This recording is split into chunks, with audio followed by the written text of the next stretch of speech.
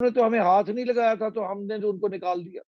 اور یہ بندہ جو ہے یہ تو فوج کو پولیس فورس بنانا چاہ رہا ہے. یہ تو اس کے تو اور قسم کے ایمبیشنز ہیں.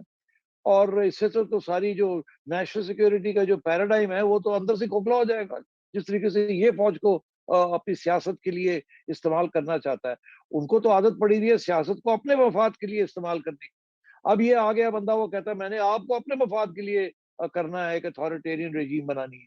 اور اس کے اندر وہ ان کے جو ٹریڈیشنل ریلیشن شپس ہیں اور سورسز آف نرچرنگ ہے، جو سورسز آف فنڈنگ ہے، جو سورسز آف سروائیول ہے پاکستان، تجارت، ایڈ، ڈیٹ، وہ تو ان کو تو یہ دھکیل رہا ہے. تو اس کے پیچھے دے کیا رہا ہے؟ کچھ بھی نہیں دے رہا آپ کو. تو یا تو ہوتا نا کہ اس نے جو وعدے کیے تھے کہ میں 10 ارب ڈالر لے آؤں گا اوورسیز پاکستانی سے، میں اتنے پیسے آ جائیں گے کہ ہمیں پتہ نہیں چلے گا، تیل نکل آئے گا، یہ ہو جائے گا، وہ ہو جائے گا، وہ سارا بڑھ گیا وہ تو. اب جو ایک بیانیہ جو چل رہا ہے اس ملک کا کہ آپ کی تجارت ویسٹ کے ساتھ ہے، آپ کے تعلقات ویسٹ کے ساتھ ہے، آپ ہتھیار وہاں سے لیتے ہیں، تو آپ اس کو ختم کرنے جا رہے ہیں. تو اس کی جگہ پہ کیا لا رہے ہیں آپ؟ نہ آپ سعودی عربیہ سے کچھ لا رہے ہیں، نہ تو آپ لا کیا رہے ہیں؟ ملیشیا سے مہاتر لا رہے ہیں آپ، اور ٹرکی سے اردوغان لا رہے ہیں آپ. خدا کا خوف کرے. تو مطلب یہ ہے کہ وہ تو ان کو تو نظر آ رہا ہے کہ سارا نیشنل سیکورٹی اسٹیٹ ڈسمینٹل ہونے جا رہا ہے. اگر روٹی پانی نہیں ہوگی تو کیا ہوگا؟ تو وہ تو بڑے، اسی لیے جنرل باجوہ نے پھر ایک وقت ایسا آیا کہ انہوں نے کھڑے ہو کے یہ بات کہہ دی کہ جی ہم تو چاہتے ہیں ود الائنسز ود امریکہ، ہم چاہتے ہیں peace with India, normalization with India and so on. اور گورنمنٹ کو انکریج کیا کہ آپ نیگوشیٹ کریں ود آئی ایم ایف، پیسے لے کے ہر ملک کو چلائیں آپ. کیونکہ آپ نے جس طریقے سے ملک کو چلایا اس کے ساتھ تو اور پٹھا بیٹھ گیا. تو آپ مہربانی کر کے کچھ ٹھیک کریں. میں اپنی گورنمنٹ ٹھیک ہے وہ نہیں کرنے کے لیے تیار. وہ تو سمجھ رہا تھا کہ پتہ نہیں میں کس دنیا میں ہوں جو میں چاہوں میں کر لوں. وہ تو کھلونے کے طور پہ اس ملک کو ٹریٹ کر رہا تھا اور اس کی آرم فورسز کو. تو میں سمجھتا ہوں کہ اب مگر یہ جو بات ہے نا، یہ ہائی کمانڈ کو تو پتا ہے اس بات کا. ان کو تو ابھی جا کے 6 ماہ میں یہ بات سمجھ آئی ہے. پہلے کوئی بے چینی سی تھی کہ ہم مگر کوئی آپشن نظر نہیں آ رہے تھے، اب کریں کہاں، جائیں تو جائیں کہاں. مگر اب جا کے ان کو سمجھ آئی ہے کہ یار اس کے ساتھ رہنا تو بالکل ہی پرابلمٹک ہے. یہ تو تباہی کی طرف جا رہا ہے، ملک بھی تباہی کی طرف جا رہا ہے، آئسولیشن بھی ہو رہی ہے، بینکرپسی بھی ہو رہی ہے، اور ہماری بے عزتی بھی اب شروع کر دی اس نے. تو رہ کے گیا ہے. تو میں سمجھتا ہوں کہ اب اس کو پیغام گیا ہے عمران خان کو کہ آپ کا اگر خیال ہے کہ آپ ڈویژن کریٹ کر کے اور اوور تھرو کروا دیں گے کرنٹ آرمی ہائی کمانڈ کو، اور آپ کے لوگ آ جائیں گے اور آپ کو واپس لے آئیں گے، تو یہ غلط فہمی ہے. بالکل یہ بالکل فوج کے اندر یہ نہیں ہوگا. سوچ ہوگی مگر یہ کبھی امپلیمنٹ نہیں ہو پائے گی. This is not a colonels army اور بریگیڈیئرز آرمی اور میجر جنرل کورس. یہاں نہیں ہوتی ایسی چیز. اس کی وجہ ان کو پتا کہ اگر ایسی چیز ہوئی تو ملک ٹوٹ جائے گا، فورن انٹرونشن ہو جائے گی، سیپریٹزم ہو جائے گی، آرمی بکھڑ جائے گی. تو یہ نہیں ہو سکتا ایک کور کمانڈر ادھر لے جائے فوج اور دوسرا کور کمانڈر ادھر لے جائے. ایسے نہیں ہوتا یہاں. اور یہ کہ جی وہ وار لارڈز بن جائیں and so on and so forth. This is not Afghanistan. This is not an African country. تو اس لیے and then we have nuclear weapons.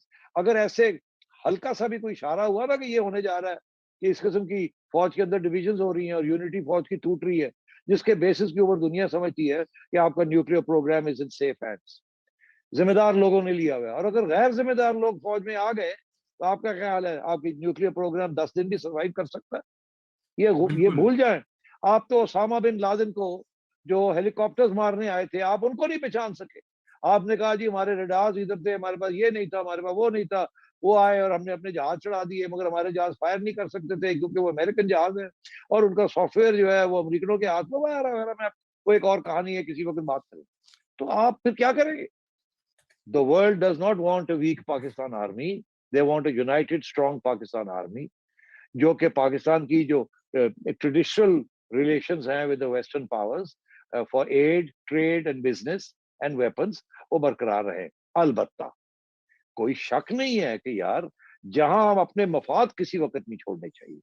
اپنے مفاد کو ختم کر کے دوسرے کے مفاد میں کوئی کام نہیں کرنا چاہیے. اور میں آپ کو بتا دوں جو بھی آپ سمجھے پاکستان کی آرمی نے ڈیفائن کیا ہوا ہے کہ ان کے مفاد میں پاکستان کے مفاد میں کیا ہے. وہ ان کا خیال ہے جو پاکستان کے مفاد میں ہے وہ ان کے خیال ان کے مفاد میں بھی ہے. تو وہ گیمز کھیلتے ہیں. انہوں نے کامیابی سے امریکہ سے مشرف کے دور میں 20 ارب ڈالر لے لیے، پھر بھی امریکہ کی کام نہیں کیا افغانستان کے اندر، اسی لیے گالیاں پڑ رہی. اسی طریقے کے ساتھ ایوب خان کے زمانے میں سارے کام کر دیے امریکہ کے، مگر ایکچولی پیسے بھی لے لیے، اور جب وقت آیا 1962 میں جب کیوبن کرائسس ہوئی تو اپنا ایک بیس بھی دے دیا کہ جاؤ جا کے سوویت یونین کے اوپر یوٹیوب کے ذریعے اسپائی کر لو.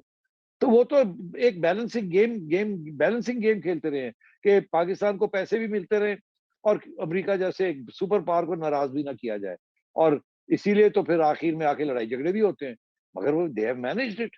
اب بات یہ ہے کہ آپ اگر ان کو کمزور کر دیں گے تو یہ مینج نہیں کر سکے گی تو پھر کیا ہوگا؟ تو میں یہ نہیں کہہ رہا کہ یہ گیمز کھیلنی چاہیے، میں سمجھتا ہوں کہ نارملائزیشن ہونی چاہیے. اب اگر ان کو اس بات کا احساس ہو گیا کہ گیم تھیوری جو ہے اب بہت ہو گیا یہ گیمز کھیلنا، اب let's put our cards on the table اور اپنے مفاد میں بات کریں اور سیدھی سیدھی بات کریں، اپنے پاؤں میں کھڑے ہونے کی کوشش کریں. اب بہت ہو گیا ہے دنیا سے ڈیٹس لے لے کے چلنا. تو ہمیں we should support this narrative کہ فوج پیچھے ہٹے، سویلینز کو کام کرنے دیں، سویلینز اپنے پاؤں پہ کھڑے ہوں، قرضے کم کیے جائیں اور امیروں سے غریبوں کی طرف ٹرانسفر کیا جائے پیسے، اور یہ پرکس اینڈ پریویلیجز کم کی جائیں. حکومت اچھی ہونی چاہیے، سارے سب نیبرز کے ساتھ تعلقات اچھے ہونے چاہیے، ٹیررزم ختم ہونی چاہیے، کوئی اسپانسرشپ نہیں ہونی چاہیے. These are all good dimensions. جی سولنگی صاحب. سیٹھی صاحب، کل عمران خان نے ایک بہت اہم معلومات جلسے میں لوگوں کو بتائی، اس پر کچھ زیادہ تبصرہ نہیں ہوا. وہ یہ تھی کہ میں روس کیوں گیا تھا. میں جو اس لیے گیا تھا کہ انہوں نے ہمیں 30% سستا تیل، 30% سستی گیس اور 30% سستی گندم دینے کا وعدہ کیا تھا، اس لیے میں وہاں گیا تھا. بالکل غلط ہے یہ بیانیہ، ٹوٹلی لائز. بات یہ ہے کہ اگر ان میں سے 1 انچ بھی، اس میں سے 1% بھی سچ ہوتا تو کوئی ایم او یو تو نظر آتا. ایک ایم او یو نہیں ہے، سوائے اس کے کہ وہ گئے وہاں اور جا کے پیوٹن کے ساتھ بیٹھے رہے اور کوئی گپے مارتے رہے اور اٹھ کے آ گئے.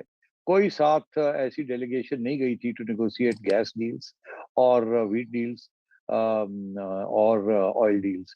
اور پھر بھی یورال آئل جو ہے جہاں جو کہ مین ان کی سورس آف سپلائی ہے، اس کی ریفائننگ کیپیسٹی جو ہے وہ ہمارے پاس نہیں ہے اس کو ریفائن کرنے کی. یہ تو اب بات واضح ہو گئی ہے کہ اگر تیل آپ کو کل کو مل بھی جاتا ہے جیسے انڈیا کو ملا ہے تو ان کے پاس تو فیسلٹیز ہیں ٹو ریفائن اٹ. یورپ کے پاس بھی ہے، مگر کوئی اس ریجن میں کوئی ایسی فیسلٹی نہیں ہے کہ اس کو ریفائن کر کے آپ سے لیا جائے. اور اگر آپ نے انٹرنیشنل مارکیٹ سے ہی اس کو ریفائن کر کے لینا ہے تو وہ تو آپ کو روس جانے کی ضرورت ہی نہیں ہے اس کے لیے. تو اب بات یہ ہے کہ یہ سراسر جھوٹ ہے. زیادہ تر آپ جو ویٹ خریدتے ہیں وہ تو یوکرین سے خریدتے ہیں، روس سے تو اتنی نہیں خریدتے جتنی آپ یوکرین سے خریدتے ہیں، اور وہاں جا کے آپ نے الٹی سائڈ پہ جا کے آپ کھڑے ہو گئے. تو میں سمجھتا ہوں کہ یہ آفٹر دی ایونٹ جسے کہتے ہیں نا پوسٹ فیکٹو ریشنلائزیشن ہے، سراسر جھوٹ ہے. مگر دین ان کا سارا بیانیہ ہی جھوٹ ہے.